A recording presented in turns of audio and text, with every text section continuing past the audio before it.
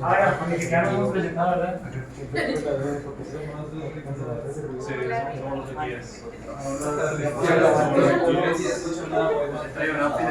Bueno, somos una web exitosa. Ahí esturbas, ¿no?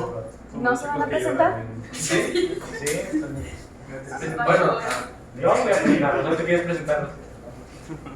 No, pues preséntalo. No, preséntalos tú. Ah, bueno. Mi nombre es Ángel, él es Paco, él es Maximiliano, él es Alexis, él es Jesús y él es Bruno. Y todos nosotros somos el equipo 3. buenos días. Ahora sí se viene lo bueno. A ver, la metafísica griega exhibe una marcada propensión antropomórfica concebiendo el universo al modo del hombre, como la muestra del gran sistema animista teológico de Aristóteles. ¿Qué digo con eso? No sé. Si les pones espacio, a lo mejor te entienden. ¿Qué es metafísica? Ay, Pues de letras. La trascendencia del ser. Por ahí, ¿Y cuál es la metafísica griega? Pues el ser, ¿no? ¿Qué es la metafísica griega? No las ideas. No, es parte, pero no es. Zeus. No. ¿Qué es la física, gente? La física es lo observable, lo tangible. La ¿Algunos de ustedes han leído Aristóteles? Ah, pues déjalo que me interrumpa. ¿Has leído Aristóteles? ¿Ah? ¿Has leído No, no, Aristóteles? soy Platón. ¿Y si tienes nociones de metafísica? No. ¿Crees que tener nociones de metafísica es para un estudiante de universidad, de letras? Nociones de metafísica, sí, güey. Es algo básico que todos debemos saber. No diría que básico. puedes continuar con la lectura. Es que ese es mi punto. Sí. ¿Cuál? O sea, Si no sabemos qué es metafísica, ¿cómo queremos leer este libro? ofendidos. Podemos seguir con la simulación de que yo expongo y ustedes creen que me entienden y yo creo que me entienden, pero ¿para qué?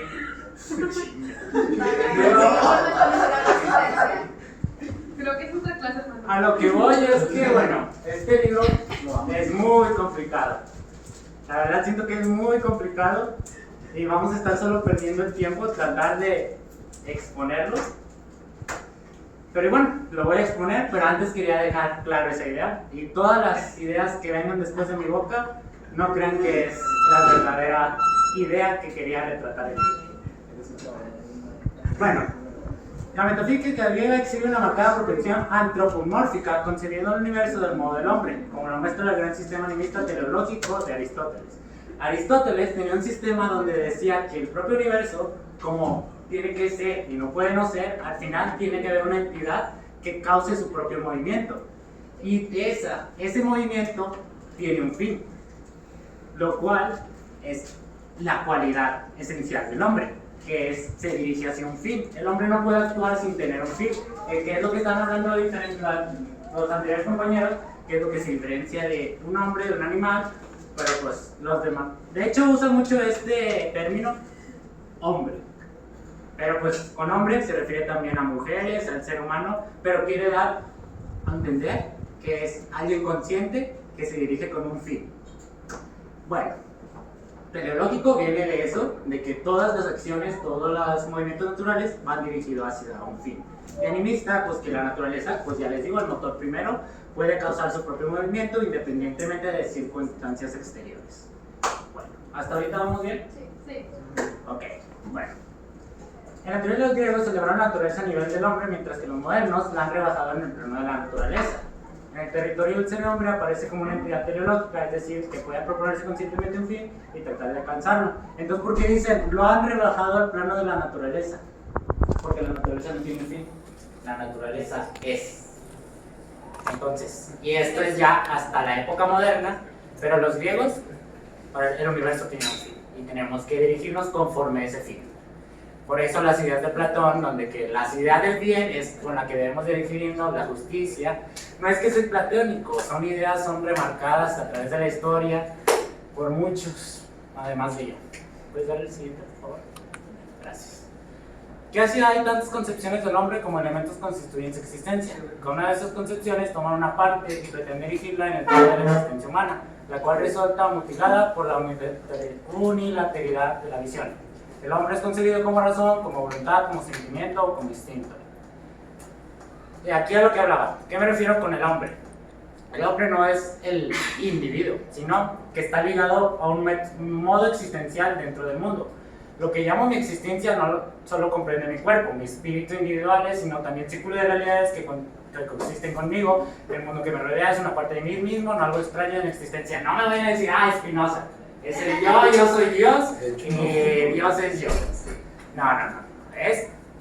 Es la verdad. O sea, situaciones externas dieron a que gracias, o sea, yo la existencia no soy aparte de la existencia, sino que yo soy un todo con la existencia. Y entonces por aquí viene la idea de la trascendencia del conocimiento, que mi conocimiento no solo es conocimiento mío, sino es trascendental, es conocimiento de la existencia, y conociendo la existencia también me conozco a yo, porque yo soy parte de, no soy aparte de la existencia.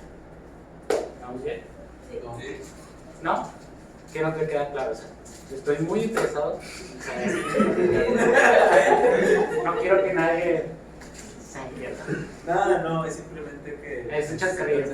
¿Quieres hacerte el payaso? No, Agarrando la cintura en la nariz. no, güey. Ángel, estás enojado. No, todo bien. No, ya, de todo eso, se me hace que te pregunto tiempo tarde, pero no me queda claro. Sí, que no lo entiende, güey, no. Bueno, aquí también, quiero dejar en claro, el hombre es concebido como razón, como voluntad, como sentimiento, como instinto. ¿Alguien ha leído a Schopenhauer? Yo me lo.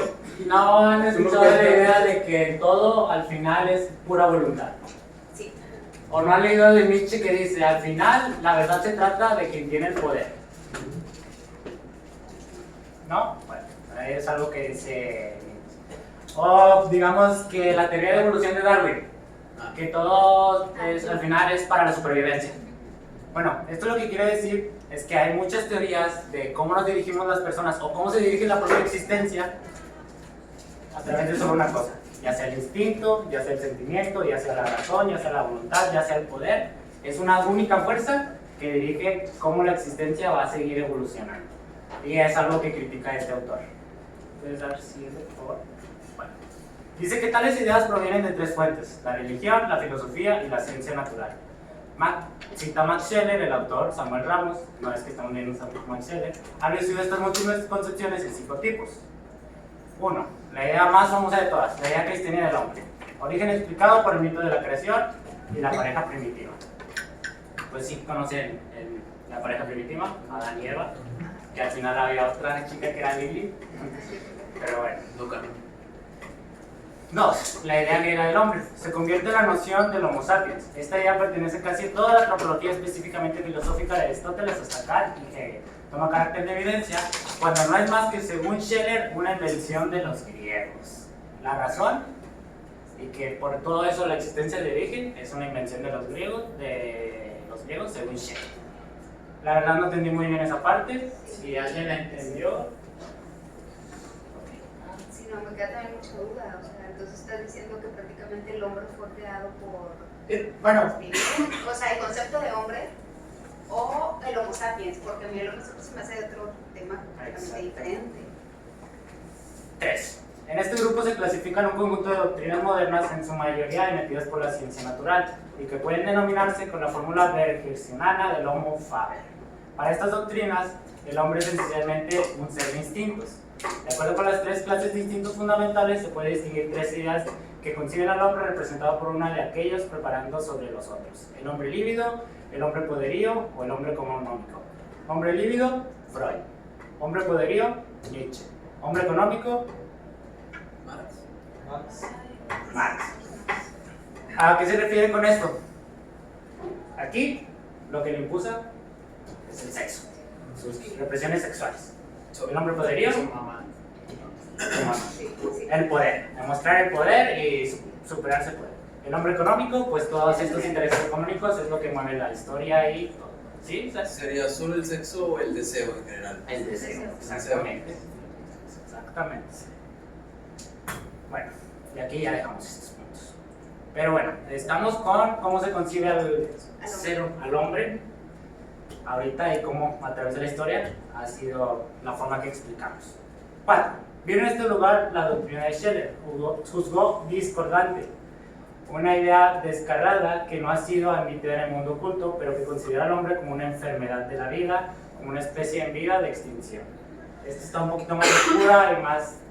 O sea, nosotros mismos estamos provocando nuestra propia extinción, deberíamos dejar de existir, bla, bla, bla, bla. 5. La última idea señalada por Scheller comprende la doctrina sobre el hombre que en vez de desvalorarlo, lo exalta. Y es lo que estamos viendo en este libro. Ya doy por concluido mi exposición con esto. No es que esté enojado, pero este libro es Goliat y yo solo lo que tengo es una piedra para poder derrotarlo y es lo que quiero dejarles en claro. Todavía no todo Goliat.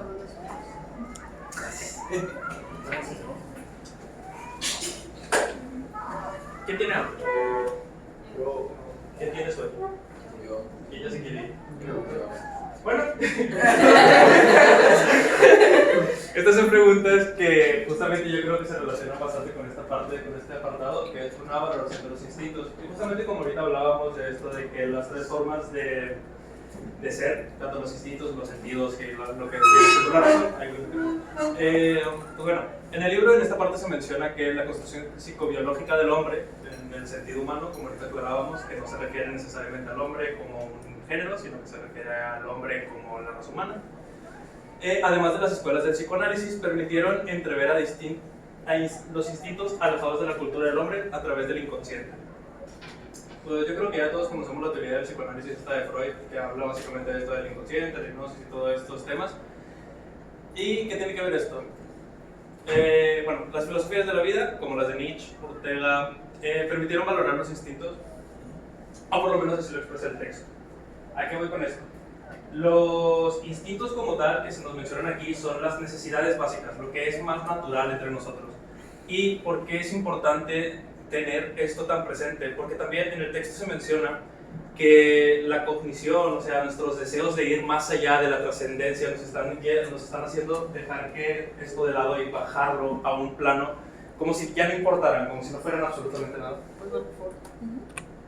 Y aquí yo puse algunas cuantas reflexiones de lo que yo entendí del texto para que lo quiera leer.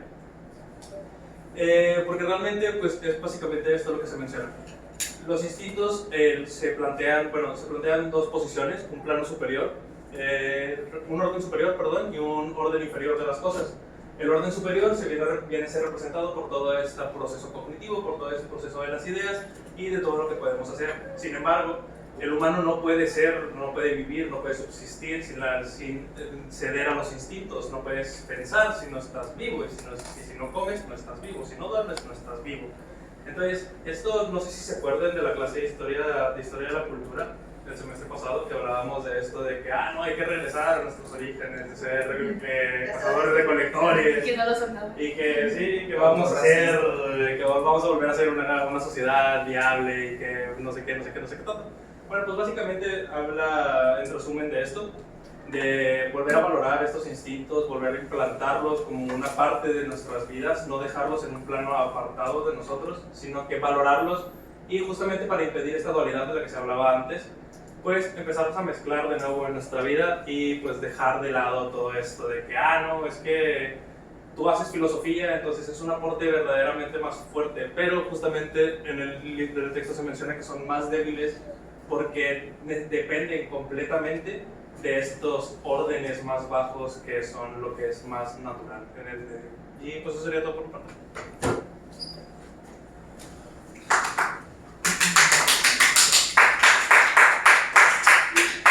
Bueno, el apartado que yo elegí,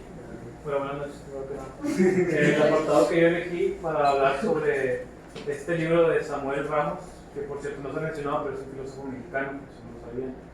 Entonces, todo esto que estamos hablando tiene también una noción de lo que él consideraba la filosofía mexicana, que actualmente no sabemos si la filosofía mexicana existe o no, pero se pretende entender que el pensamiento de Ramos es como una globalización de este tipo de pensamiento. Y bueno, él nos habla en este apartado del libro sobre las capas del ser humano. Bueno, aquí describe al ser humano como un ente Y hay que entender primero qué es un ente y qué es un ser. Entonces, el ser viene relacionado directamente con el ente. Un ente está compuesto por múltiples capas para él, que incluyen lo físico, lo psicológico, lo social, es decir, lo cultural, y lo espiritual. Aquí un pequeño mapeo que encontré, esta es una imagen en internet, podemos ver, se puede hacer zoom a la imagen.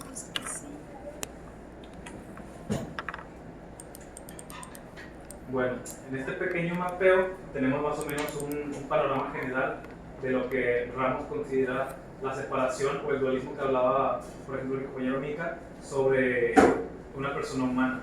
Tenemos el modo metafísico, es decir, a lo que no podemos aspirar porque simplemente está fuera de nuestro alcance físico, como lo vendría a ser el alma espiritual, la unidad y el cuerpo espiritual también. Porque, ¿antes? Como el alma. Como el alma, sí, o sea, el cuerpo se tiene que entender como el alma, a diferencia del espíritu. O sea, más adelante habla de la diferencia entre alma y espíritu, pero más o menos es eso. Y la potencia, que es el modo fenoménico, o más o menos el plano físico de la existencia humana. Sí, o sea, lo espiritual, lo psicológico, lo físico, lo que conocemos, lo que no puede dejar de existir en un humano. Y pues acá más adelante en el texto. Bueno, pero ante todo, la rama de una rama de la filosofía que es la antropología filosófica es la que tiene que determinar exactamente cuáles son estas capas. La antropología filosófica habla de cómo el ser humano se relaciona con su mundo y su entorno.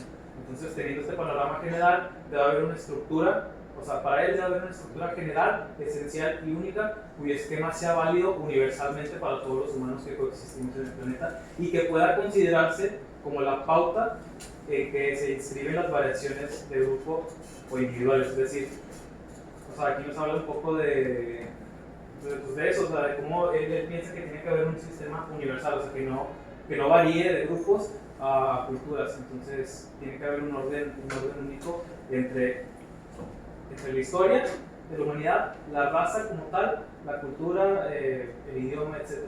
Entonces, la tradición religiosa y filosófica ha concebido al hombre como una forma dualista. Desde Platón, desde Aristóteles, todos los presocráticos nos empiezan a hablar de este modo de ver al humano como una dualidad, como una separación entre el alma y el cuerpo. Definieron la distinción, como dije, de cuerpo y espíritu, que representa a la vez una dualidad ontológica y moral. Pero como hablábamos hace rato, no sabemos ni qué es ontológico ni qué es moral, porque pues la moralidad tenemos una vaga ilusión de que son las decisiones que tomamos en el camino respecto a lo que a nosotros nos formó. Y pues la ontología ya es un tema en el que no me voy a meter. Siguiente, por favor.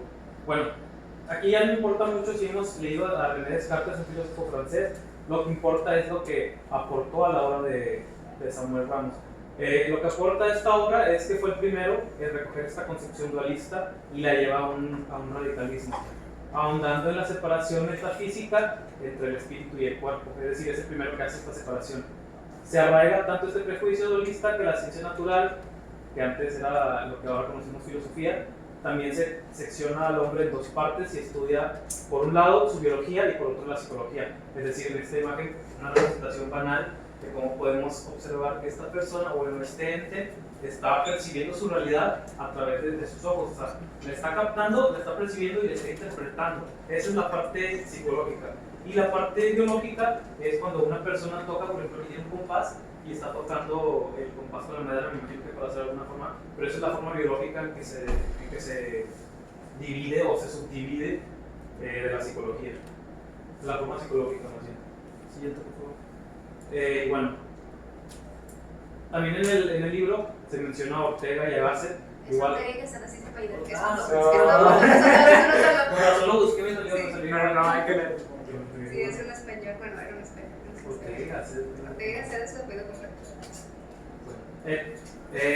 Ha logrado, bueno, se menciona él, que ha logrado una visión más justa y más cabal de la arquitectura humana. Es decir, él ya no separa ni alma ni espíritu, sino que conjunta todo como una arquitectura humana única, en la que no se trata de una hipótesis filosófica cualquiera, como pues, es una persona reconocida en el ámbito filosófico, que hace distinciones artificiales. O sea, para él no existen divisiones, para él es una descripción que se atiene al observado directamente de los fenómenos. O en otras palabras, la base o cimiento de toda persona humana es, para Ortega, el alma corporal o vitalidad. La vitalidad es lo que hablábamos antes acerca del sentimiento único de un humano, lo que nos hace motivar, lo que nos hace desear. El deseo, la sexualidad, la ética, todo lo que nos une es la vitalidad para Ortega, a la que pertenecen los instintos de ofensa y defensa, de poder y de juego, las sensaciones orgánicas, el placer, el dolor, la atracción sexual, la sensibilidad por los ruidos, etc. Con Ortega se funde lo somántico y lo psíquico, lo corporal y lo espiritual. Y no solo se funden, sino que de ahí emanan y se nutren. Es decir, de lo corporal nace lo espiritual y viceversa. Y uno tiene que acompañar al otro de la mano, no tienen que estar separados. Sí. Y bueno, sobre la vitalidad, que hablaba hace un momento, corresponde a una especie de intracuerpo. A lo mejor les suena extraña esta palabra, para mí también lo fue porque era la primera vez, creo que es la primera vez que escucho esa palabra. El intracuerpo hace referencia al cuerpo tal como cada uno lo siente desde adentro, es decir, no sé si les ha tocado en alguna situación de su vida en la que sienten, ya sea por cansancio extremo, por alguna situación X de su vida, que sienten algo interno que no pueden describir. Es como, por ejemplo, estar sentado y sentir tus músculos, sentir como estás en posición de V, 90 grados. Este es el intracuerpo, es la percepción cognitiva. Ansiedad. ¿Mande? Es ansiedad. No, la ansiedad es un trastorno psicológico. ¿Estás llamando un perro? ¿Mande? ¿Estás llamando un perro? Pues Te está llamando trastornado. Pero bueno, el intracuerpo es esta percepción del cuerpo y está constituido por el conjunto de todas las sensaciones internas, como lo decía, de movimiento, táctiles, incluso de tus vísceras, los músculos, las articulaciones, las arterias, en fin, todo lo que corresponde a tu cuerpo es el intracuerpo. O sea, no todo lo que corresponde, sino lo que uno percibe de su propio cuerpo. Y bueno, sí, es lo que íbamos a ver antes. Esta noción del intracuerpo corresponde casi exactamente a lo que se llama, si Miguel me puede ayudar, a la sinestesia. Bueno, a lo que yo investigué, la sinestesia es como... Ay, se me olvidó, me acabo de olvidar, pero está presente en todo momento y es casi inconsciente. Tengo entendido que la sinestesia es como también ya un punto más metafísico, más como que no demasiado físico para explicar cómo nosotros entendemos el comportamiento de nuestro cuerpo físico y de nuestras neuronas y de nuestros pensamientos. Algo así es una forma de la sinestesia. Pues mira, buscando en Google, aparece que consiste en la atribución de una sensación a un sentido que no le corresponde. Como ejemplo, amarillo chillón, ásperas palabras, me imagino que es como una metáfora de expresar lo que sientes en tu cuerpo. Eso es en retórica. Sí, o sea, retórica, o sea, no literalmente. Mira, que nuestra definición, la sinestesia permite a una persona percibir su posición, equilibrio y cambios en el sistema muscular. También influye en la forma en que una persona percibe su propia existencia. Entonces, es el darse cuenta de, por ejemplo, si estás en una posición incómoda y te recargas, es ahí donde inconscientemente tu cuerpo te manda estas señales y dices, no necesito recargarme, estoy en tal posición que si voy a hacer otro banco tengo varios obstáculos y tengo que evadirlos, todo eso. Sí se hace de manera inconsciente, pero también influye en la forma en que te percibes tu propia existencia. Y se dice en otros ámbitos que estás creando una imagen mental de tu propio cuerpo en el cual ya haces las cosas en automático, ya tienes tu percepción, ya sé qué tanto me tengo que alargar para tomar esto o para tomar lo otro. Y eso ya es inconsciente y se va haciendo parte de tu imagen mental sobre tu propio.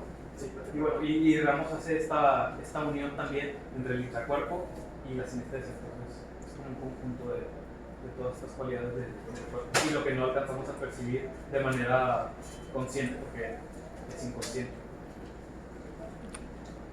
Y pues bueno, ya en el último apartado de esta parte del libro nos habla sobre distinguir el alma del cuerpo.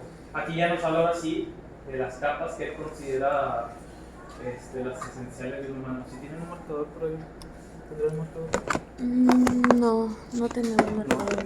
Bueno, a grosso modo hay 7 capas en las que un humano... ¿Sí tienes marcador? Sí. O sea, para no leer todo esto, se lo voy a explicar así con palabras el pizarrón. Porque miren, utilizan palabras como céntrico, bueno, pero utilizan palabras que son difíciles, la verdad. Ay. Bueno, sí, eso no se lo vale porque no me bien aburridos. La verdad. Como Jesús. ¿Qué? Mucho las prácticas. Como Jesús. Bueno, él a grosso modo define, bueno, yo logré captar 7 capas en las que él subdivide al humano, o lo que se consideraría que debería ser una unificación de un todo para que un humano sea un humano. Entonces la primera es la capa física. La capa física. Entiéndase capa física, como ya habíamos explicado, sí, la materialidad, la biología, todo lo que constituye físicamente a un humano, el cuerpo. Sí, el cuerpo, todo lo corpóreo es la capa física. Después está la capa psicológica.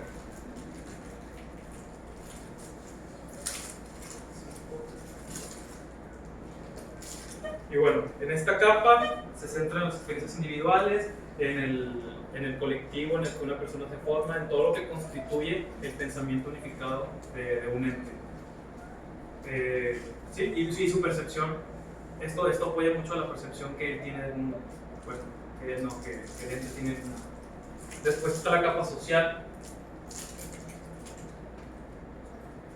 La capa social es cómo se relaciona con su sociedad, valga la redundancia, y su cultura.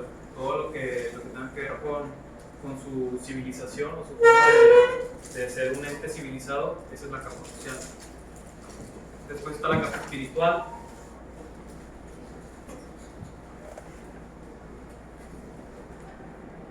Que se tiende, o bueno, se tiende a confundir la capa espiritual con la capa psicológica, pero no, la capa espiritual es reflexionar sobre el sentido de la vida, sobre cuestiones filosóficas, ontológicas, sin llegar al extremo de la alienación de la persona. Y pues después está la capa, esta no es una capa, pero lo voy a considerar como capa, la capa que conecta todas estas capas, es decir, la capa de interconexión.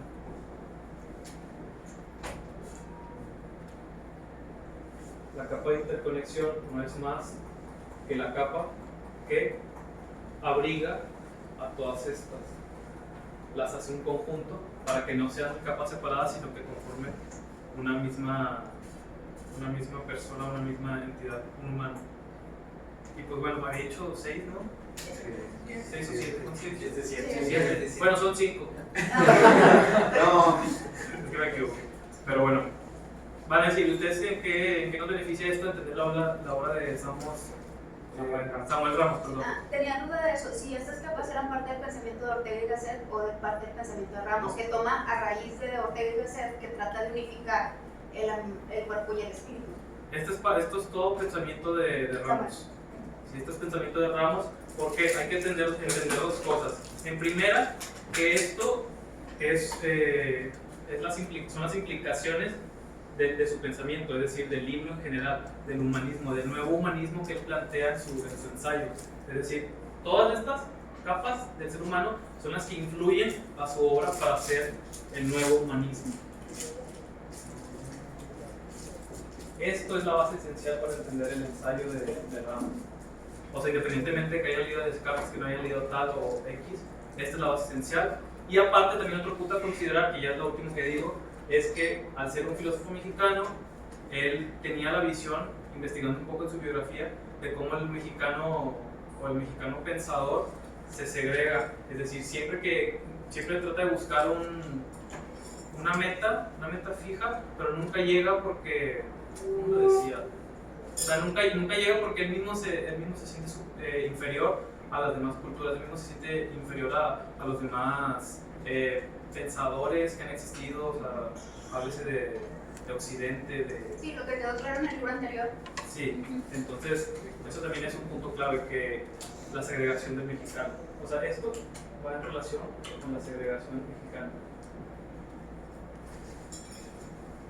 Y en conjunto, todo esto, para él, hace el nuevo humanismo, o el nuevo humanismo. o lo que él plantea como nuevo humanismo. Pero, siguiendo el pensamiento de Ribao, no podemos hablar de un nuevo humanismo en esta clase porque no entendemos primero qué es el humanismo o qué se considera humanismo en primera instancia. Y pues bueno, esa sería mi aportación a la clase.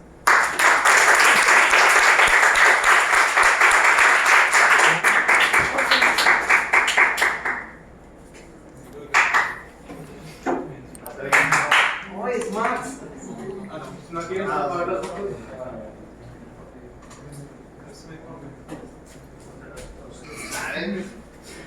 Bueno, lo que me toca a mí es el tema, el mundo de los valores, y pues vamos a empezar por los valores reales contra los valores ideales.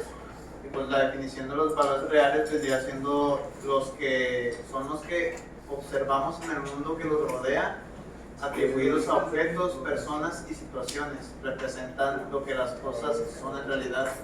Los valores ideales o abstractos, estos valores no dependen de su existencia en el mundo físico, son conceptos que existen en un plano superior, más allá de lo concreto, y representan lo que las cosas deberían ser.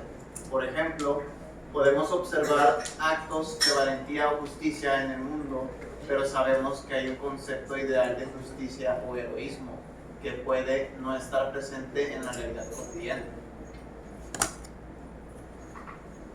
La función de los valores ideales en la evaluación de la realidad, nuestra capacidad de juzgar la realidad se basa en la comparación con un modelo ideal que hemos internalizado. Estos valores puros sirven como una referencia para determinar si algo es justo, bueno o moralmente correcto. Preguntas clave como: ¿cómo podemos decir si algo es justo o bueno si no tenemos un ideal de justicia o bondad para comparar? Nuestra mente necesita ese estándar ideal para poder evaluar lo que ocurre en el mundo. Los paralelismos con el platonismo. La teoría de los valores puros tiene fuertes similitudes con la filosofía de Platón. Platón creía que existía un mundo de ideas o formas perfectas independientes en el mundo físico. Estas ideas eran los moldes ideales con los cuales podríamos jugar la realidad imperfecta. En el contexto moderno hablamos de los valores abstractos o ideales, pero la esencia es similar y hay una realidad superior de valores que existe más allá de lo que experimentamos con los sentidos. Hartman, un pensador contemporáneo, describe estos valores como un reino de valores o un cosmos noetos, es decir, un mundo inteligible que trasciende a la realidad física y a la conciencia humana. Experiencia de los valores ideales. A pesar de que los valores ideales no son palabras visibles o podemos intuirlos o sentirlos a través de nuestra ciencia moral, estos valores no dependen de su realización física para existir o ser importantes. Por ejemplo, el valor del heroísmo sigue siendo valioso incluso si no encontramos personas heroicas en nuestra vida diaria. Sabemos que el heroísmo tiene un valor ideal que trasciende en su práctica. El descubrimiento de nuevos valores y el papel de las individualidades excepcionales. Las individualidades que descubren nuevos valores, algunas personas como artistas, reformadores morales, genios éticos, tienen una capacidad especial para descubrir nuestros valores. Estos valores inicialmente no son comprendidos por todos, pero con el tiempo se integran en la conciencia colectiva de la sociedad. Como por ejemplo Jesucristo introdujo el valor del amor, la caridad, que luego fue aceptado como un valor fundamental en muchas culturas. Estas personas excepcionales actúan como pioneros en la evolución moral de la humanidad, descubriendo y promoviendo valores que los demás adaptan más tarde. Culturas y valores. La cultura no es simplemente un conocimiento acumulado, sino el proceso de despertar de la conciencia de los valores. Los valores descubiertos por las individualidades excepcionales se integran en la cultura y, a medida que la sociedad los acepta, influyen en su forma de actuar y de pensar. La cultura, por lo tanto, es el vínculo que permite que los valores ideales se conviertan en guías éticas y morales para la sociedad. Y la axiología, creo que es la axiología y la percepción de los valores en la sociedad. La axiología es la rama de la filosofía que estudia los valores, su naturaleza y cómo influyen en nuestras decisiones morales. Los valores se consideran algo que descubre, no algo que se crea.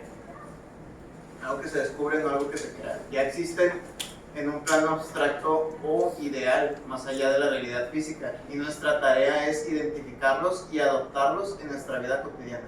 Esto permite evaluar qué es justo o correcto en la sociedad. La percepción de los valores en la sociedad, aunque no todos acceden directamente al mundo de los valores ideales, sus intuiciones y actitudes morales están influidas por estos valores, que poco a poco se integran en la conciencia colectiva. Las individualidades excepcionales juegan un papel clave al acercar estos valores al resto de la sociedad, haciéndolos parte del patrimonio común.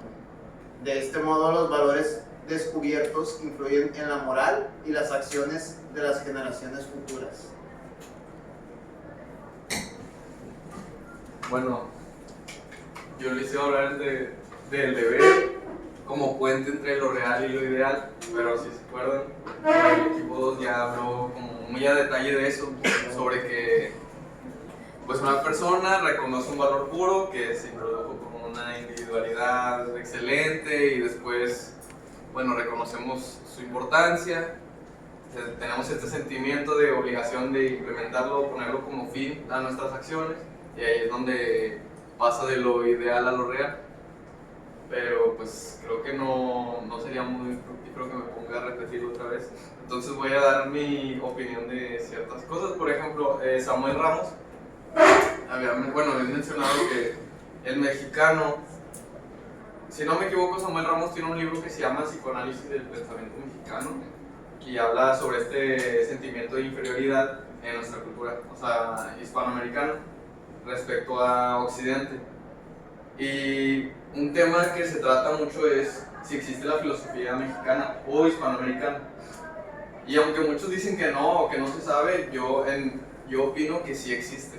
¿Por qué? Porque la filosofía no es simplemente pensar, por ejemplo, en metafísica y proponer un descubrimiento, algo así, una innovación en el pensamiento, sino también puede ser el estudio de la historia, del pensamiento de una sociedad en un cierto contexto, en un tiempo limitado, ¿no? Delimitado.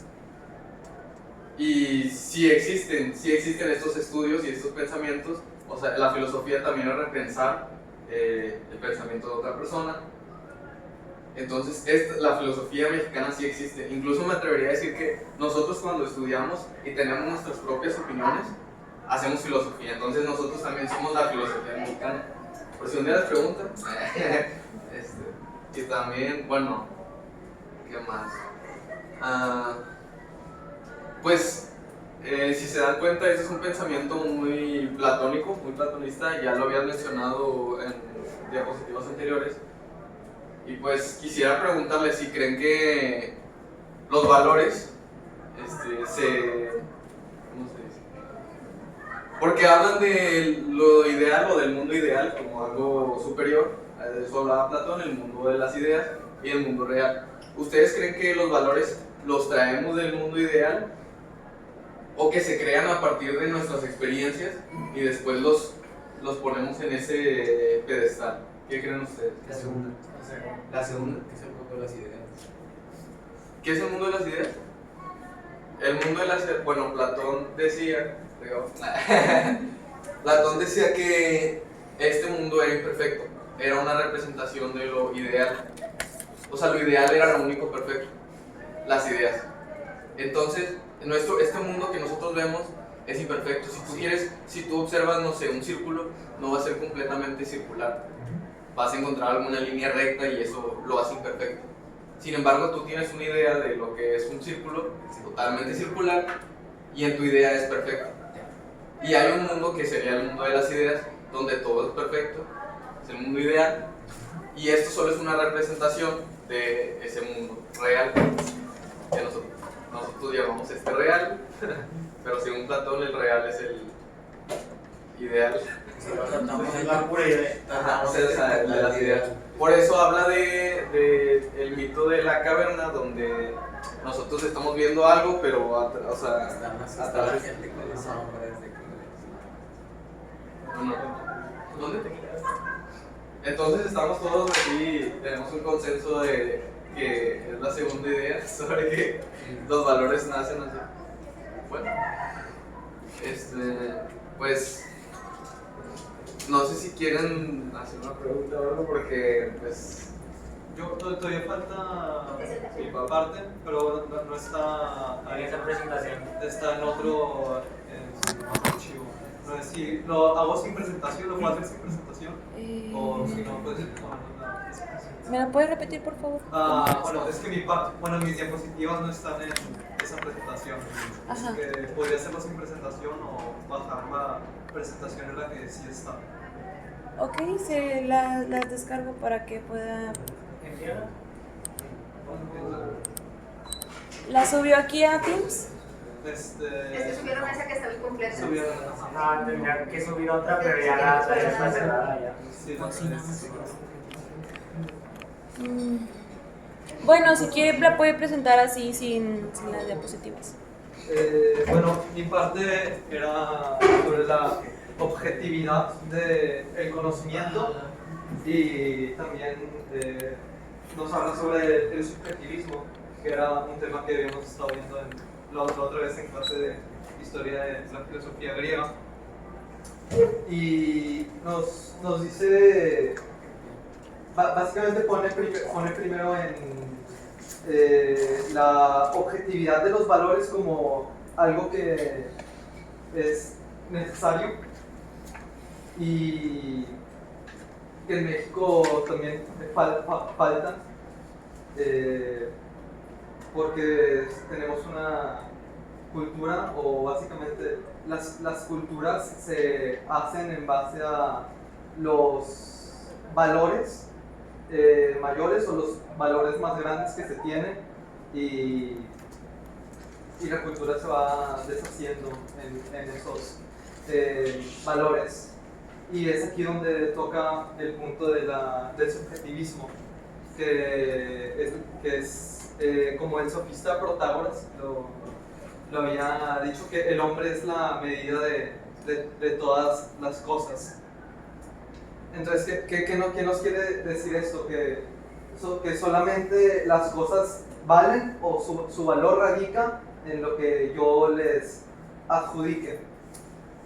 Es decir, si una persona que no me cae bien hace algo bueno, tiene un acto bueno, yo con ciertos sesgos, como no me cae bien esa persona, ¿qué voy a hacer? Pues voy a demeritar su trabajo. O, por ejemplo, también hablaba del deseo y el valor. Nosotros por desear algo, podemos estimarlo más. Pero aún a pesar de todas nuestras conjeturas y todas nuestras opiniones subjetivas, las cosas sí tienen un valor real detrás, independiente de lo que nosotros pensemos. Pero aquí la forma en la que el autor justifica esto, por así decirlo, es diciendo que las mentes como que no son precavidas, las mentes que no tienen no dice crítica, pero que no tienen un criterio, eso es mío, van a estar siempre sesgadas y no van a poder encontrar el valor o la objetividad del valor. En cambio, una mente que se desprende de eso y que intenta juzgar las cosas, el valor de las cosas en base o bueno, libre de prejuicios, que se sale de sí mismo, así era como lo mencionaba, si el valor si es accesible para él, se le muestra accesible, lo cual me parece curioso porque volvemos a Platón, eso es muy platónico, y esa era mi parte. Bueno,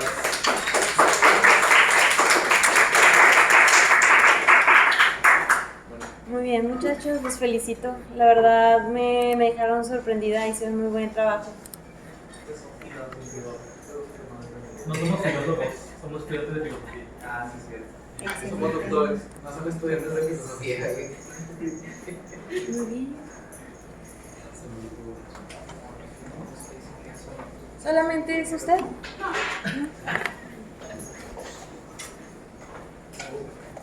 Ni pregunten porque no sé. Nadie sabe nada. Reafirmo, muchachos, reafirmo. Un alma por otra alma. Bueno, adelante. Bueno, somos el equipo 4 y el último equipo. Estamos conformados por yo, Silvia Barreto, Cassandra, Ariadna, Saed, Yochua y Rebeca. Aquí empieza el tema con la frase diapositiva, que es los valores morales. Si bien el libro para algunos ha sido demasiado revuelto, inclusive para mí también me incluyo en ese gran equipo, que sí, pues son ideas bastante difíciles de comprender en una primera lectura, ya que habla del humanismo. El humanismo, la base de todo el humanismo es tratar de definir qué hace el humano humano, qué es el ser humano, y definiciones hay un montón. Y luego habla el humanismo sobre las cuestiones que atañen al humano, en este caso los valores, que también se torna bastante difícil hablar de valores, pues porque todavía no tenemos ni axiología, ni moral, ni ética. Y aparte, ¿cómo definimos un valor? Generalmente cuando a la gente le preguntas, oye, ¿cuáles son tus valores como persona? Te da cosas comunes. Ah, es que soy responsable, soy justo, soy bueno. ¿Qué es lo bueno, qué es lo justo, qué es lo responsable? Esas cosas, como pertenecen a un ideal, tienen connotaciones bastante elevadas para responderse. Sí, son no son cosas fáciles. Y aquí, pues bueno, el autor continúa explicando sobre lo que es la moralidad y los valores y todo este asunto. Y dice que Kant fue el primero en definir la moralidad como un mandato, que es la forma en que la conciencia nos exige actuar. Así Kant considera al deber como una ley dictada por la razón. Por lo tanto, el sujeto mismo es el sujeto mismo donde radica el origen de la ley ética. ¿Okay? ¿Qué es esto? Que la noción del deber se logra hasta de acuerdo con el pensamiento de Kant, el deber va ligado por la razón. Ahí solamente hay dos opciones, el deber ser y que va ligado por un proceso mental llamado la razón. La propuesta del autor es que, a diferencia de Kant, que considera la moral como un fenómeno racional e impone al deber un sello lógico, el cual esa es la visión de Kant, que considera la moral como un fenómeno racional y le impone un sello lógico. El autor considera la moral como un hecho sentimental en donde el deber solo tiene sentido como referencia a un fin reconocido como valioso. Es decir, que la noción del deber tiene que ir ligada a un concepto de valor, a algo que sea deseable. Así, el sentimiento de los valores es primordial para la conciencia moral. Es decir, los valores nos van a regir en nuestra conciencia moral, ya que estos valores activan la voluntad y la voluntad pues es hacia donde dirigimos nuestras acciones. Ahora sí, ¿sigue? La mayoría de las personas solo se dedica a practicar ciertos deberes por tradición, sin preguntarse por los fines de los mismos. Como ya vimos, los valores van ligados a un fin más allá, no tienen un fin terrenal, pues como son ideales, pertenecen al mundo de las ideas, están muy elevados y hacemos construcciones respecto a lo que deben ser los valores. Entonces la mayoría de la gente se guía por cosas comunes, como decir, soy responsable, soy valiente, soy puntual, y le meten una cantidad de valores que la gente se puede imaginar. ¿Por qué? Porque el pensar en los valores requiere tiempo. Ya lo vimos muchos en filosofía. Filosofar requiere de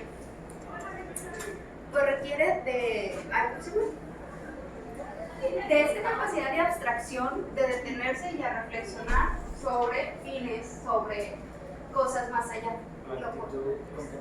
De la actitud contemplativa, tienes razón. Esa es la contemplación es la que estaba buscando. Entonces, esto puede generalmente ser para gente que tiene tiempo de hacer estas actividades. Sin embargo, pues existe otro tipo de personas que buscan un sentido superior a su vida y que descubren múltiples fines a los cuales ejercen su voluntad. Sin embargo, no hay vida suficiente para lograr todos estos fines, por lo cual se debe hacer una elección y saber cuál de los fines es preferible. Si lo vemos esto en el mundo de los valores, ustedes pueden poner cualquier valor. Vamos a poner la responsabilidad. ¿Cuándo uno termina de ser responsable? Jamás. ¿Cuándo uno termina de ser justo? Jamás. Son inalcanzables. Y aquí el autor propone otra cosa, que no solo eso es aspirar a los valores, sino que hay una jerarquía de valores. Entonces ustedes me pueden decir, ¿es mejor ser justo que ser responsable? No se puede contestar, porque eso ya depende de cada una de las interpretaciones que la persona tenga del mundo. No, para mi gusto, a pesar de que el autor lo marca así, sí hay una jerarquía de valores. Pero como estos son inalcanzables, nunca llegas a cumplir un valor como tal. Por ejemplo, nunca llegas a tener paciencia infinita. Pues ahí medio trabajas uno y descuidas otros, entonces la jerarquía lo pone la persona misma. Cada quien va a hacer su propia jerarquización de valores y va a trabajar y activar a su voluntad en función de perseguir sus valores. ¿Sí? Ahora sí, la cultura es uno de los medios del cual disponen las personas para tener una visión universal de las cosas y de la cual tomar sus conceptos de vida. Por lo tanto, hay una elección moral, una relación entre moral y cultura. No se puede ser moral mientras no se es culto. O sea, aquí culto no tiene que ver con sabio o con sabiduría, sino que no está dentro de un proceso de culturación. Aquí lo que nos dice, y que lo podemos ligar con un poco de lo que hemos visto en las clases pasadas, es que la cultura va a influir en nuestra forma en que decidimos actuar y hacer nuestra jerarquización de valores. La cultura en la que estamos inmersos le va a dar más resonancia a un valor que a otro. Por ejemplo, aquí en la cultura del norte estamos más acostumbrados a una cultura del trabajo, mientras que en otros lugares está más, como lo vimos ya en otras clases en la de interculturalidad, hay culturas que están más relacionadas a la diversión o al esparcimiento o a otras actividades. Eso ya depende del lugar en el que estemos. Y estos lugares donde convivamos nos van así a moldear a elegir nuestra jerarquización de valores. Por lo tanto, como dice aquí, hay una relación directa entre moral y cultura, porque estos valores van a guiar nuestra propia moral. ¿Sí? Y pues bueno, también el autor da aquí dos conceptos. Dice, nada puede considerarse como malo o desprovisto de valor. Todo fin tiene valor positivo, es decir, todos los valores tienen un fin que es positivo. Por ejemplo, no hay antivalores, como se dice, ya tenemos visto la psicología. Sí se dice que hay antivalores que son lo contrario al valor, pero pues eso no persiguen un fin positivo o un fin bueno. Y aquí define lo que es el bueno, el mal y lo que es el bien. El mal, dice, representa la violación de los valores más altos en aras de un propósito inferior. Esto es una máxima de la sabiduría de todo el tiempo, en el que aquí se define el mal cuando tú pones tu inteligencia, tu fuerza, en fregarte al otro. En lugar de usarlo para un propósito mayor, como es el ayudar al prójimo, pues tú lo usas para todo lo contrario. Y eso, así es como el autor define lo que es el mal. Y el bien lo define como el fin último que se basta a sí mismo y del cual no hay más allá y sirve de guía a la existencia. Es decir, a estos fines últimos de los valores, que tienen un objetivo que está trascendente al ser humano, que está metafísicamente más allá del ser humano. Entonces, y distingue entre dos tipos de voluntad. La voluntad utilitaria, que es pues, para conseguir algo, cualquier cosa, porque sirve de un medio para algo. Y solo cuando la voluntad quiere algo por lo que vale, sin ninguna finalidad ulterior, es la voluntad moral. Distingue aquí de las dos voluntades, una utilitaria y otra dirigida hacia fines más altos, más superiores, y que es una voluntad moral. ¿Sí? Por mi parte es todo. Gracias.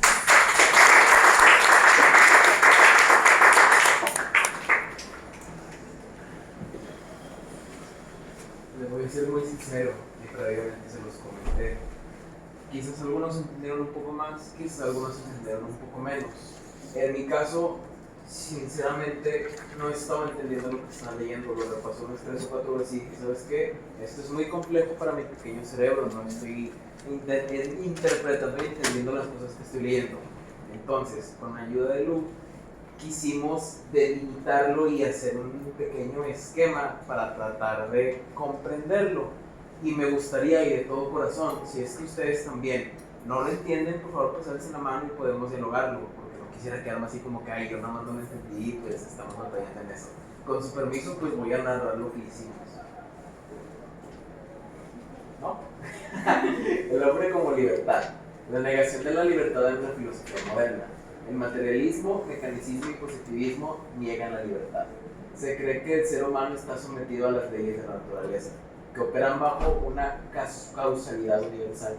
Según esta visión, el hombre está completamente determinado y no posee libertad. En otras palabras, nosotros los seres humanos tenemos libertad alguna. Esa es la pregunta del millón, porque ya lo dice Sartre. El hombre es 100% libre, pero también es responsable. Entonces, al momento de meter la responsabilidad, tu libertad se acota. Tú puedes ser libre de matar a alguien, pero vas a ser responsable de esas consecuencias. Entonces, sí, eres libre, pero también estás determinado, como lo dice aquí, bajo la lectura esta, por el materialismo, por el mecanicismo y el positivismo. El positivismo te da una serie de reglas que te dice, así es lo que va a pasar. Te da la ciencia, el mecanismo también, sigues procesos. Igual la naturaleza te dice, estás determinado a morir. Entonces, ¿eres libre? Pues, acotadamente, sí. Y quizás si nos ponemos más específicos, ¿hasta qué punto se termina esa libertad? Porque, bueno, ¿en qué ejemplo se los puedo poner? No sé si llegaron a ver Black Mirror. ¿Conocen Black Mirror? Black Mirror Bandersnatch. No, ese no. Sí, bueno.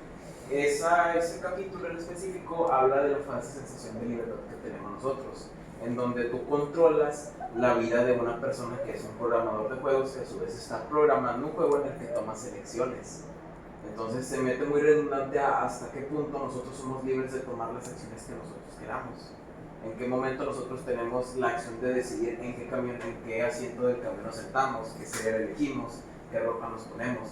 Lo que a su vez hace que nosotros tengamos, según esto, una falsa sensación de libertad dentro de cosas que ya se nos impusieron y que nos dicen que tenemos que seguir y crecer, aunque nosotros tengamos esa elección de libertad. Bueno, por un lado, Skowelchin, que es una escritora estadounidense, en su libro, bueno, hay un libro de Skowelchin en el que habla sobre el subconsciente y el hiperconsciente, en donde las decisiones que nosotros tomamos en nuestra vida cotidiana están afectadas directamente de actitudes o de pensamientos inconscientes que nuestro cerebro toma y que se quedan guardados durante muchísimo tiempo y salen a relucirse cuando los entendemos, cuando de un momento para otro llegan a nuestro consciente, que es la primera parte de la que nace el subconsciente y el hiperconsciente.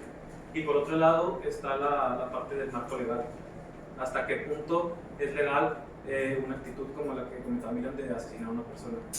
O sea, para mí esas son las dos partiduras de la libertad, lo legal y lo que está fuera de nuestra comprensión, de nuestra comprensión. Muy difícil de tomar mismamente entre los parámetros que se manejan, pero bueno, después de esto Harman nos proporciona nuevas propuestas filosóficas sobre lo que es la libertad. Harman sigue a Bergson, quien propone que la libertad es algo propio y único del hombre. Y el segundo punto aquí es donde yo les puedo decir que de plano, pues como no tengo conocimiento de ontología, sí le batallé mucho, que dice, la libertad no puede entenderse usando el lenguaje y las leyes de la ciencia natural, sino que debe explorarse desde el ser ontológico del ser humano. Que aquí es donde dije, no sé si podrías decir algo también. ¿Alguien es que puede ser igual como un concepto, trata de definir la libertad. O sea, no, pues ni idea. O sea, empiezas a hablar y a decir cosas. La libertad es elegir, la libertad es poder de decisión. Y empiezas a empezar a aventar ideas, pero sin llegar a realmente conocer la libertad. Es lo mismo que el valor. O sea, son conceptos que no tienen una respuesta inmediata. y que cada filósofo ahí ha hablado de la libertad y de otros que dicen, igual lo que mencionaba Jesús, y igual como lo han mencionado otros autores, de que hay quienes hablan de la libertad y ellos dicen, no, el ser humano no es libre por nada. Entonces, es un tema muy difícil la libertad. Y además aquí también entra la parte de la subjetividad, porque si nosotros podemos decir, digamos que aquí en México hay un lugar, algún pueblo donde es normal ciertas conductas, bien te cambias a otro lugar y es muy diferente. Entonces también entra la subjetividad para creer qué tan libre eres o qué tan libre puede ser los demás. Gracias. Siguiente, por favor. Las contribuciones de Nicholas Hartman. La libertad en el ser humano. Hartman propone que la libertad es un rasgo ontológico esencial del ser humano. Volvemos a lo mismo. El ser humano se sitúa en dos niveles de determinación. Por un lado, el mundo natural y por el otro, el mundo moral. A la vez que el error del materialismo fue plantear un monismo determinista en lugar de un pluralismo de determinaciones. ¿Digo? Sí, perdón por no callarme. No te apures. Pero bueno, esto de lo idóneo y lo materialista van a decir Platón, pero no es exclusivo de Platón. O sea, a lo que me refiero es, la ciencia, ¿qué nos explica? La ciencia explica de qué está conformado el mundo natural, pero no puede jerarquizar el universo, no puede decir, esto es más importante que el otro. La vida humana es más importante que la vida animal. No, para eso tenemos que tener los valores idóneos.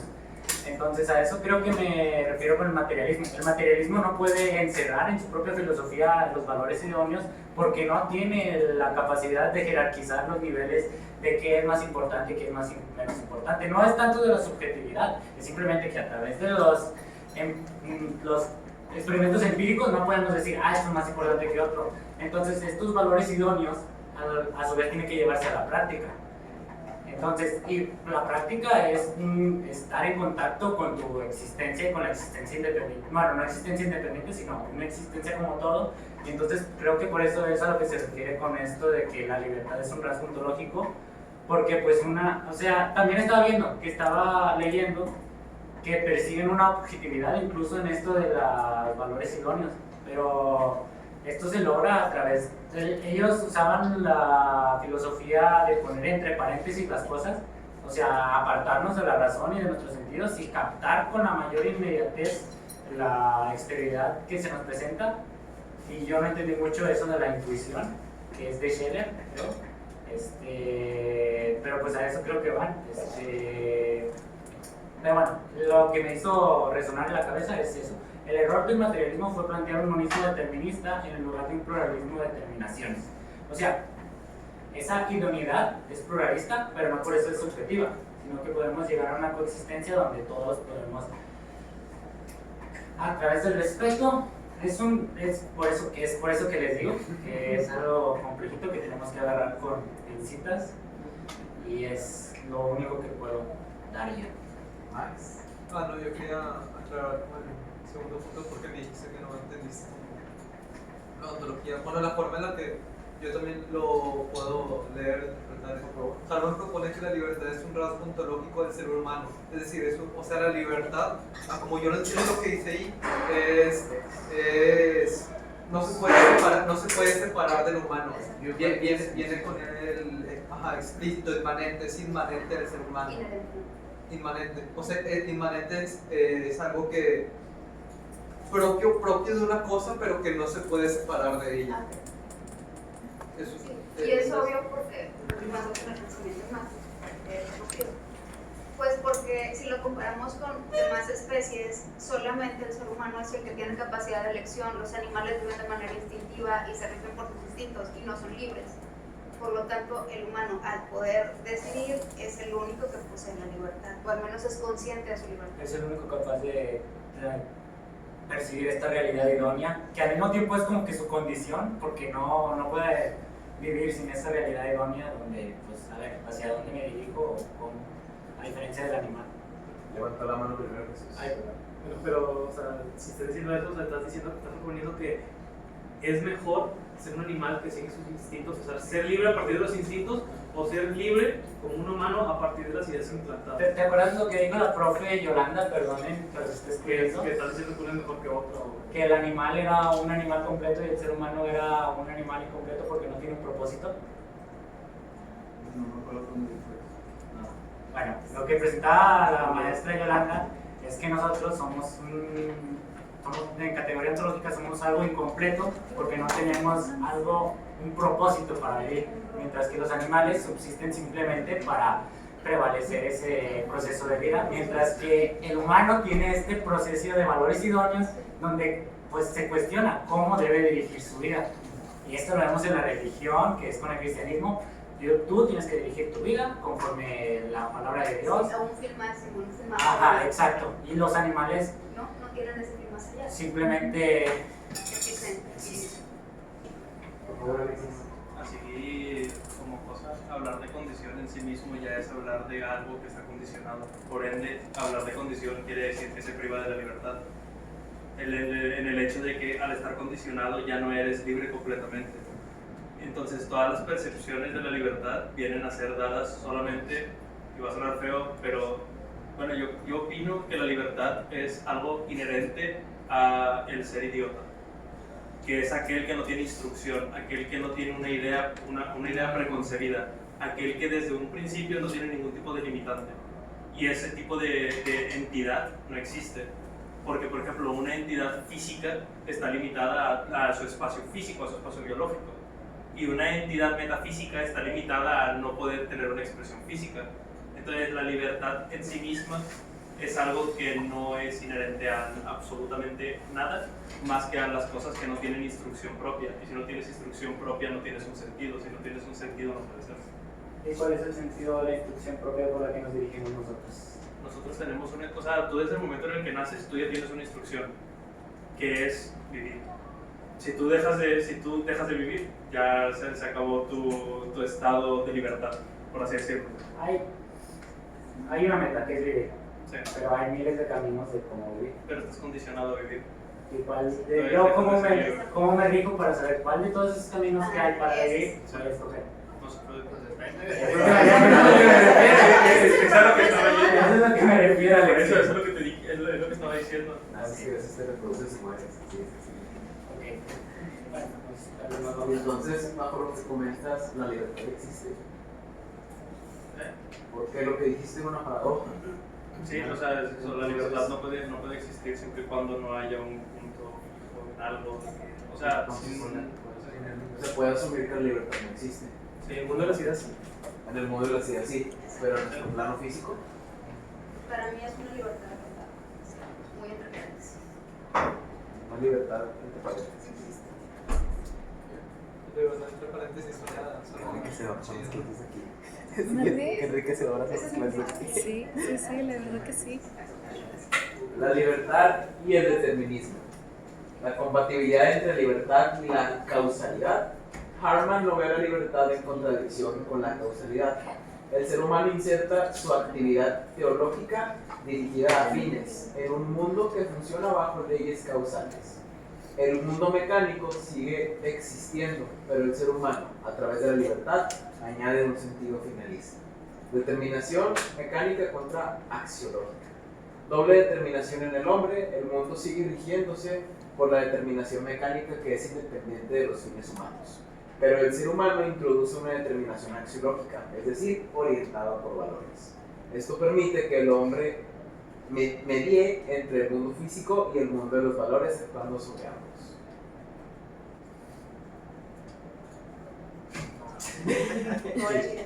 Chido. Creo que quedó muy claro. Es lo que hablábamos No ahorita. somos libres. Es lo que hablábamos ahorita de los valores y cómo se rigen después con el fin principal del que hablaba Alexis. O sea, lo que habló Miriam que contrasta con lo que habla Alexis y une en este apartado de la libertad y el determinismo. O sea, sí, porque Miriam hablaba de los valores y luego Alexis pasó a hablar después sobre el fin que conlleva la libertad, que es vivir. Y luego te empieza a preguntar, ok, el fin es vivir, pero luego como seres humanos que somos empezamos a agregarle muchos más fines. y empezamos a hacer categorías de fines y de valores, hasta de elegir tu propio. Y es ahí donde vienen los problemas existenciales del ser humano, cuando no encuentra un fin hacia dónde orientar su vida, o cuando la existencia ya no tiene sentido, pues y empiezas a cargar una piedra.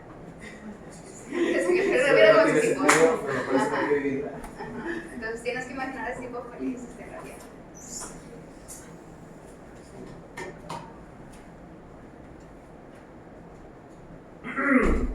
Finalidad y libertad. La finalidad no elimina la libertad. Harman establece que el fin último no predetermina el curso de la acción. Si el mundo estuviera completamente determinado por fines, no habría lugar para la libertad. La libertad aparece precisamente en el momento en el que el ser humano puede elegir si sigue o no ese valor o fin. Y libertad positiva. La libertad como determinación activa. Para Harman, la libertad no es solo la negación del deseo o impulsos. Es una fuerza activa que permite al ser humano decidir y actuar dentro de los procesos causales. La libertad implica la capacidad del hombre para integrar el mundo real, en el mundo real sus decisiones basadas en valores. Es lo que podemos con lo que tenemos. La escala de estratos del ser. Pluralismo de estratos de determinación. Harman postula varios estratos de determinación: mecánico, biológico, psicológico y espiritual.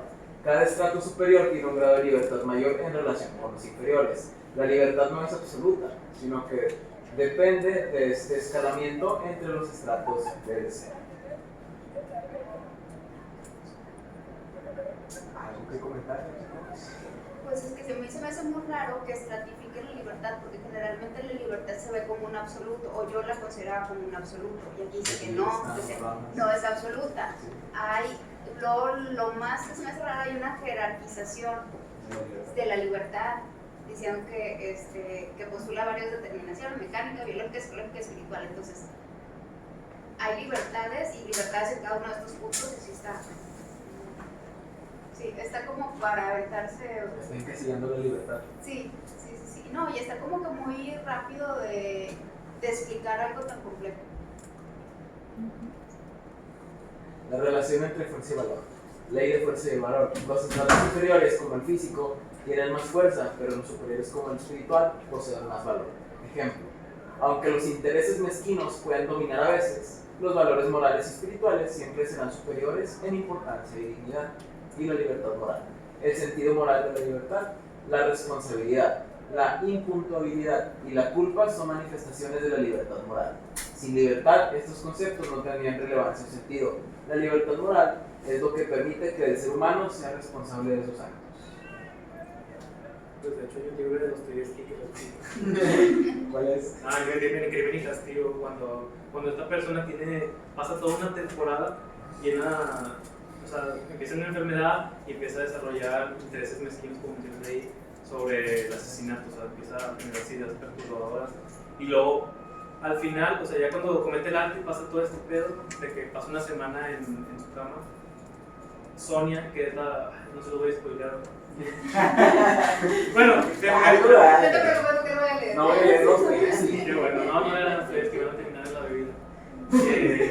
Sí, o sea, termina que los valores morales y espirituales sublevan todos sus intereses mezquinos. O sea, le ganan a la mezquindad de esos pensamientos. Qué cosas. Por mi parte es todo. Muchas gracias.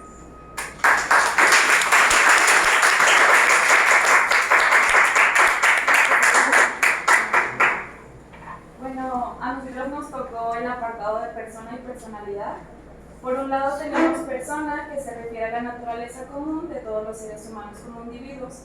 Un punto importante a destacar aquí es que se aplica a todos los seres humanos, indicando su pertenencia al género humano.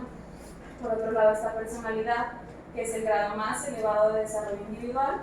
Este tiene dos puntos importantes, y es que tiene un campo más limitado de aplicación, solo visible en algunos individuos, y el segundo es que se distingue por las acciones libres y conscientes del individuo. Básicamente la persona la tiene si eres humano, y la personalidad no todos los humanos la tienen y no al mismo nivel.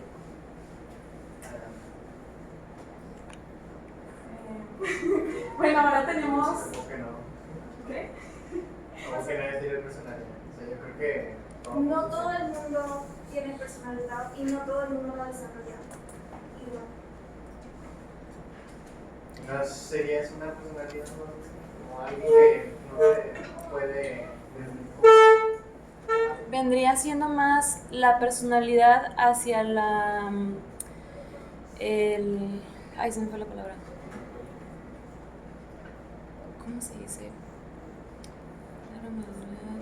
Bueno, vendría siendo más hacia cómo te identificas. Por ejemplo, puedes cambiar de personalidad en algún momento y no te estás identificando con lo que eres de ayer a lo que eras hoy, y eso se refiere a esa idea cambiante. No perteneces no tienes esa personalidad, no tienes esa identidad de sentirte en esa posición. Entonces eso puede ser cambiante, a eso se refiere esa parte de la personalidad. Bueno, ahora tenemos lo que es carácter y personalidad, y es que el carácter es un rasgo esencial que se manifiesta en las acciones, reacciones y decisiones de la persona, y pues la personalidad es una máscara que cada persona crea a partir de su carácter interno. Tenemos también lo que son los elementos de la personalidad, primeramente la individualidad, que es el reconocimiento del yo individual, que busca autoafirmarse. En segundo lugar está la socialización, que pues la personalidad es una conjunción de la dimensión individual y social, donde el yo interactúa con el entorno. Además que hay que mencionar que existe una tensión entre las fuerzas centrípetas y centrífugas. El carácter y la personalidad se confunden, bueno, los términos, porque la personalidad se basa en el carácter, pues, están ligados. La diferencia más simple es que el carácter ya está ahí, es como la esencia, pero no siempre se desarrolla. Y la personalidad es un desarrollo, y la desarrollas de acuerdo a las cosas que te van pasando en la vida y los valores que vas adquiriendo. Bueno, ahora en cuestión a los orígenes, tenemos que el concepto de persona en la antropología filosófica se refiere no solo a la entidad física o psicológica de un individuo, sino a su dimensión moral y espiritual. En la historia del pensamiento, el Renacimiento fue un periodo clave en la revalorización de la persona y la personalidad, entendida como la expresión más alta de la espiritualidad humana que unifica las dimensiones individuales y sociales del ser. Esta concepción se aleja de una simple noción biológica para tratar a la persona como un ente con valor moral y estético. Básicamente, en algún punto del Renacimiento le empezaron a dar importancia al carácter individual y volvieron a traer esto de la persona y la personalidad. Entonces, trataban de que una meta de vida fuera tener una personalidad notable. Es el humanismo. Ya para finalizar nuestra parte tenemos lo que son la influencia de los valores, son 3 puntos. Y pues el primero es que la personalidad está determinada por la valoración de los actos individuales. El segundo es que estos actos reflejan una elección constante entre lo que se prefiere y lo que se rechaza, dando forma a un mundo propio. Finalmente, pues el ethos del individuo es el sistema de valores que rige sus decisiones y acciones. Le vamos a dejar el lugar a nuestro compañero Yasha para que siga.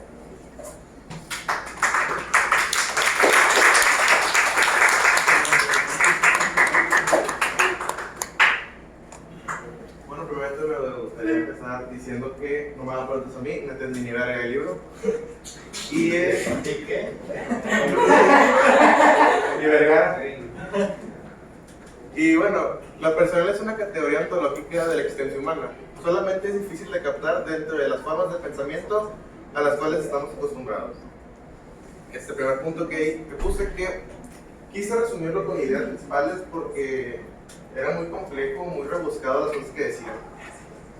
Y la segunda es, la personalidad sería más bien el sentido de un proceso infinito que se mueve hacia una meta nunca alcanzada.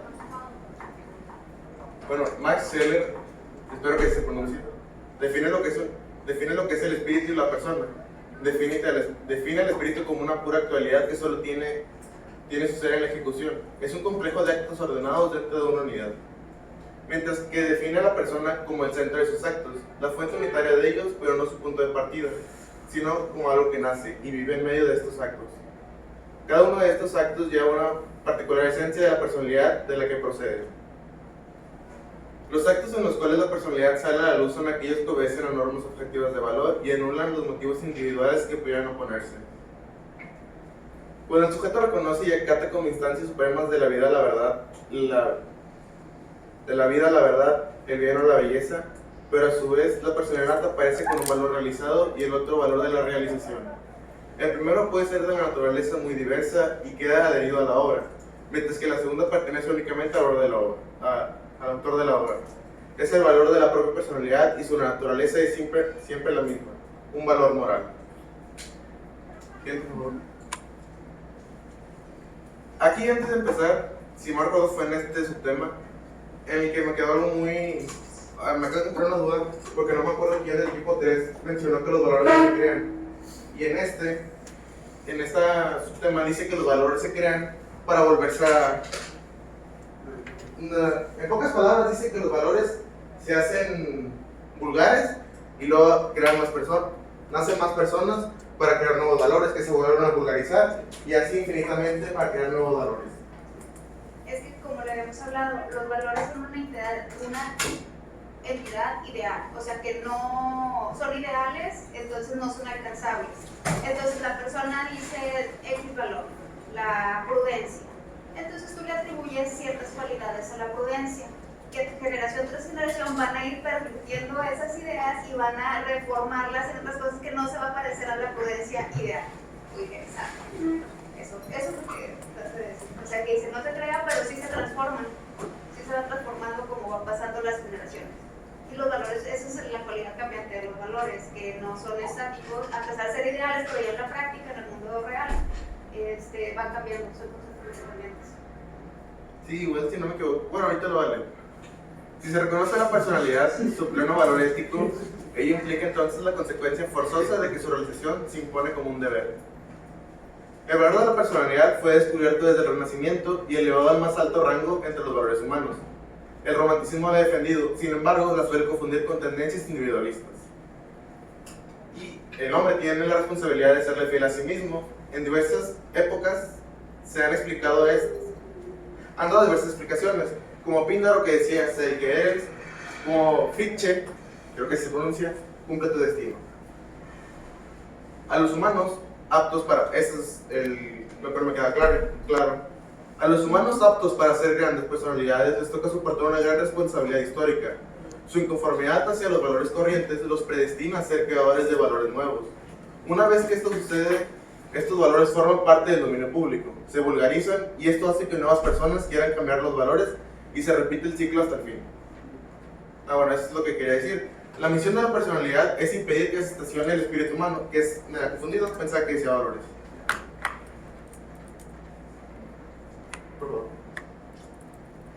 Bueno, la verdad es que, punto personal, cuando me tocó leer este subtema, se me complicó, no sé si porque tengo poca comprensión lectora o porque está muy rebuscado. Rebuscado, está muy rebuscado. ¿Quién dijo las dos?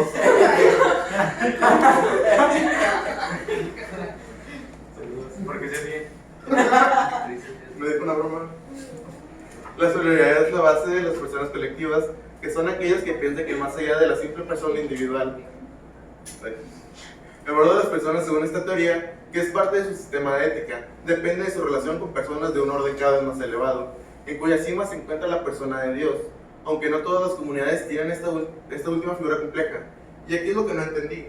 Si se refería, bueno, lo explica, pero no lo explica bien. Que si se refería que para tener esas personalidades colectivas se ocupa de un ser superior como lo puede ser Dios, o simplemente, o no, simplemente. ¿Para tener qué, perdón? Para hacer unas personalidades colectivas se ocupa la asistencia de un ser superior como lo puede ser Dios.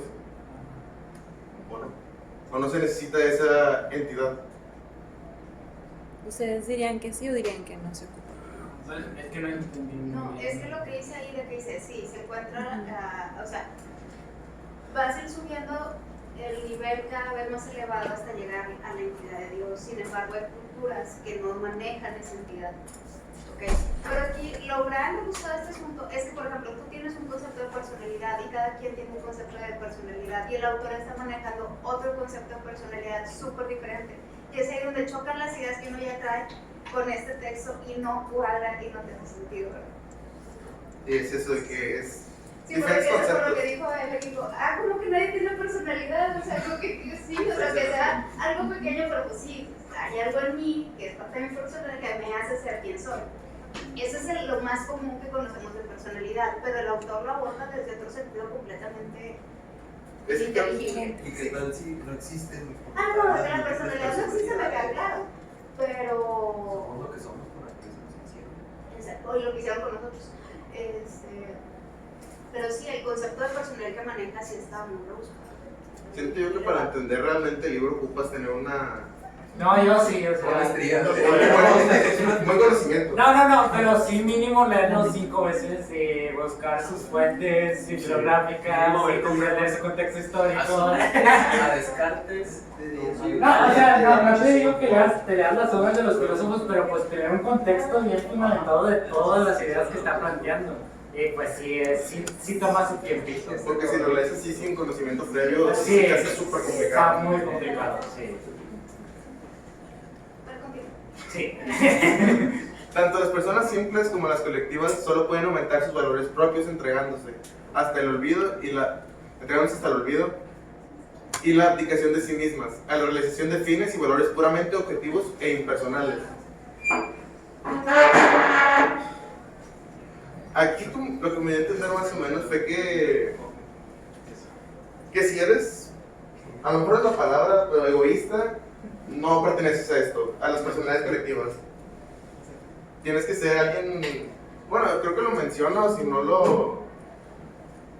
me lo salté, tienes que ser alguien solidario. Bueno, aquí lo primero es, la solidaridad es la base de las personas colectivas. La personalidad como verdadero tesoro se ofrece solamente al que no la busca y se escabulle a toda persecución directa. Bueno. Y esto, voy a poner los otros comillas, es una que saqué del mismo libro, como todo. La personalidad solo existe sobre una base de subjetividad, así como la subjetividad solo existe sobre una base de vida orgánica y la vida sobre la base de la uniformidad de la naturaleza. Y acerta mi parte.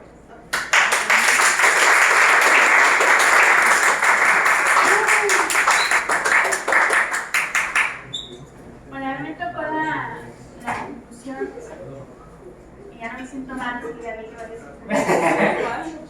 ¿verdad?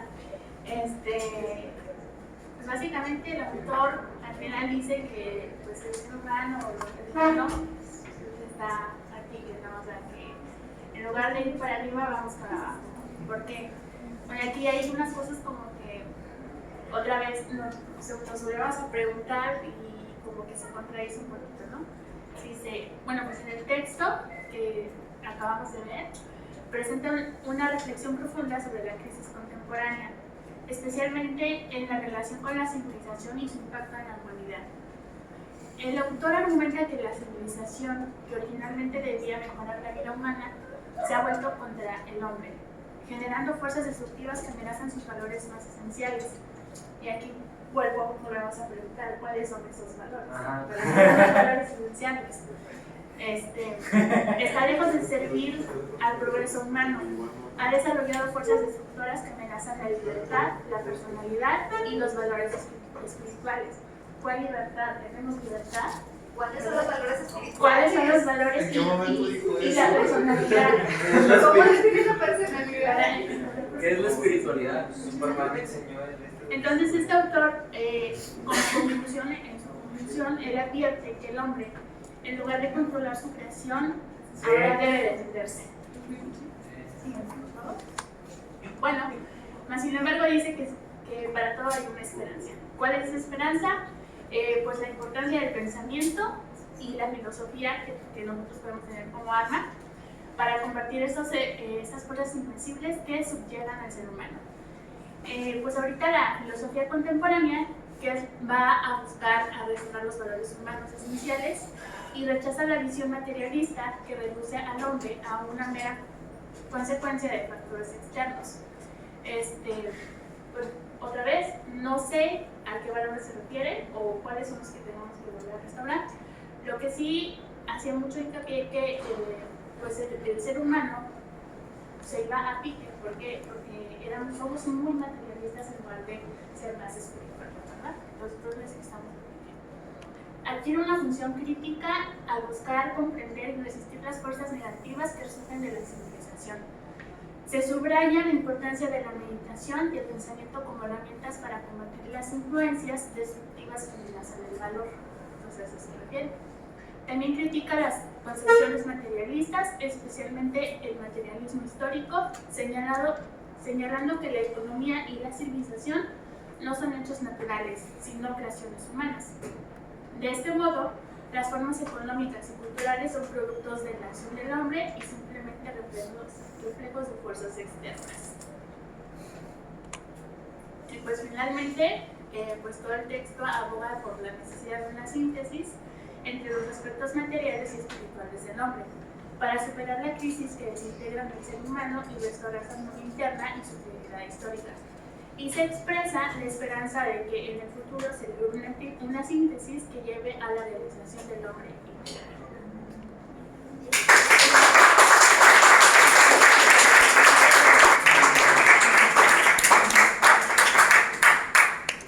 Si gustan aprender eso, por favor. Bueno, pues los felicito, la verdad, tienen razón, el texto es muy extenso y tiene muchas cosas que a lo mejor convendría tal vez explicarlas un poquito más adelante, y también ahorita les felicito porque también ustedes estuvieron hablando sobre lo que ha pasado en el libro y sobre estos temas. Bueno, ahorita son las 8. Obviamente pues todavía quedan muchas dudas.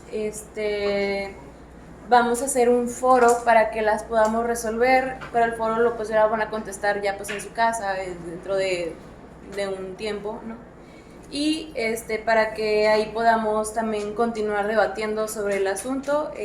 Como comento, pues todavía quedan varias cositas ahí para aclarar, pero pues yo creo que como hemos comentado dentro de la clase, muchas cosas se han ido a lo mejor resolviendo, varias dudas, que pues también es parte de la intención de que ustedes tengan esta libertad de expresar, de comentar y de decir, de que nos limitamos.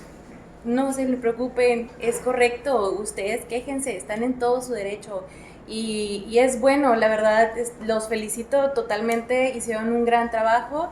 Y pues como les digo, pues ya quedamos como que en hacer un pequeño foro para continuar debatiendo sobre lo que pasó. ¿Ok? Les agradezco mucho. Igual, ¿alguien necesita el pase de lista? ¿Alguien que no haya...? Yo. Okay.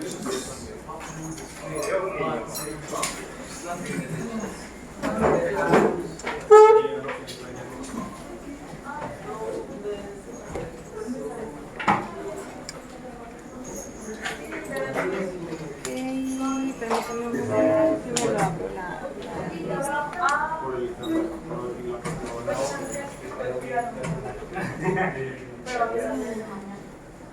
Qué bonito trabajo. Hicieron muy buen trabajo, chicos, la verdad, me sorprendieron bastante. Yo no estaba enojada, simplemente quería dejar explícito de que sí. No tienes que dar explicación, pero no, o sea, nada en contra de tuyo, o sea,